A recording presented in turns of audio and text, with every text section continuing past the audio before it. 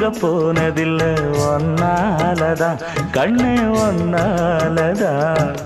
யார் பேச்சு கேட்டாலும் என் காதில் கேட்பதெல்லாம் உன் பேருதான் நெத்தான் உன் பேருதான். இத்தனை நினப்பு என் மேல இருந்தும் எட்டி போகலாமோ? கட்டுப்பாடு இருந்தும் கட்டிக்கு முன்னே ஒட்டிக்கொள்ளலாமோ? முத்தமிட்டா மோசம் என்ன உண்டாகும்? சத்தமிட்டா உன் நிலைமை என்னாகும்? புது வளையல அரைச்சு தொண்டையில தான் நினைச்சு மாமன் கிட்ட பேச போற மணிக்கணக்கா.